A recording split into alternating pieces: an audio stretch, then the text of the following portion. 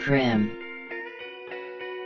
We do not know a name for what the thing is called, so we will call it prim. An all-consuming calculation. The compulsion to expand into an infinity that connects all things. A mathematical virus, if such a thing can be. Prim's fate can reasonably be compared to that of any life, biological, mechanical, indigenous, or other. Prim began as a collection of unnatural cells which developed unique means of fueling further cell division. Simple microbiotic life forms were first to be incorporated into its shifting, incongruous form. Then more complex organisms were absorbed. Its hunger and impetus for growth were unrelenting. Much of the plant, insect, mammal, reptilian and amphibian life in Prim's environment were assimilated by means of rapidly evolving limbs, enzymatic secretions, and gnashing hungry mouths.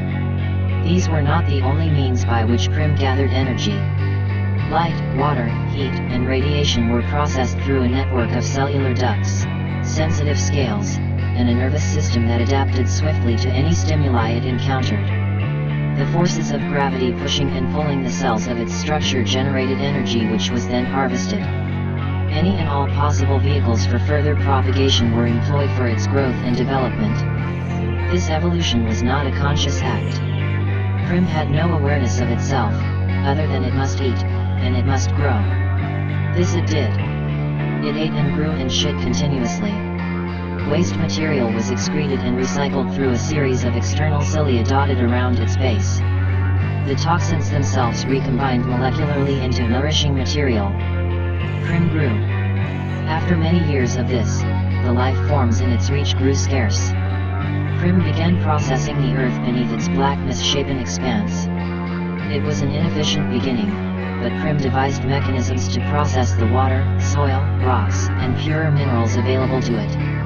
The only drawback to this was that Prim had begun to sink. Had it reached the open ocean, this step need not have yet been taken, even if the end result remained much the same. Each day the cavity beneath Prim would grow in depth and circumference, until the sky had receded from the bulk of its photoreceptors. This caused Prim to hasten its mineral consumption in order to continue necessary growth and function. Unneeded limbs and areas of Prim's mass were discarded or cannibalized as it made its way downward and outward. Some time after the last light could be captured, and Prim wormed its way deep into the crust of the earth, it began to absorb the radiant heat that grew closer with each churning cycle. This source of energy precipitated Prim's most rapid expansion.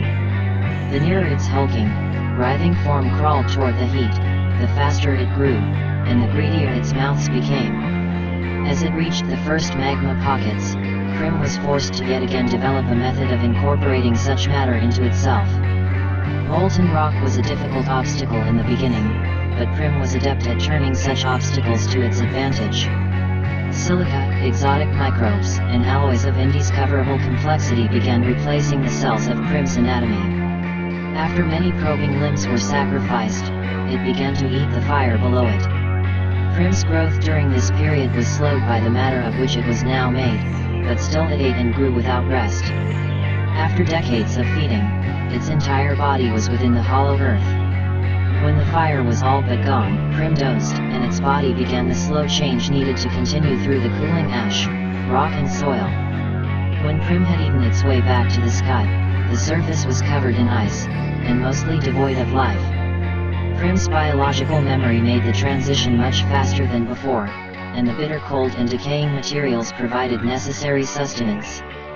Prim was half the size of the fracturing globe that it was inhabiting at this point, and the rest would soon be consumed.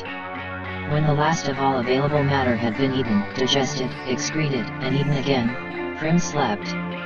Its body began to wither. The radiation of empty space could not sustain it as it presently existed, nor could Prim seem to maneuver itself to within reach of another food source. It began to eat the parts of it that had died. It continued this gruesome activity until little of what it had once been remained. Prim had been reduced to a simple collection of cells, encased within a massive cloud of indigestible fragments and inert gases, with just enough mutative processes to survive. In the void, drifting,